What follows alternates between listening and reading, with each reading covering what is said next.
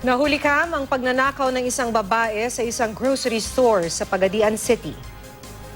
Makikita sa video ang isang babae na nagpapanggap na customer.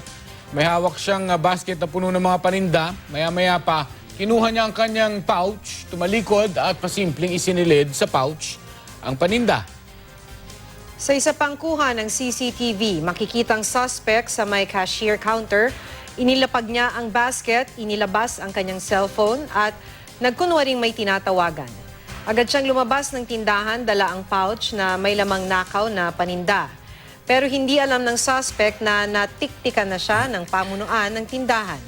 Agad siyang hinuli ng gwardiya at idinala sa presinto. Nakuha sa pouch ng babae ang ilang gamit pang manicure, pabango, pati alahas na pinaniniwala ang nakaw din. Ayon sa pulisya, notorious na magnanakaw ang suspect na kinilalang si Ruth Estudillo. Pabalik-balik na raw siya sa kulungan.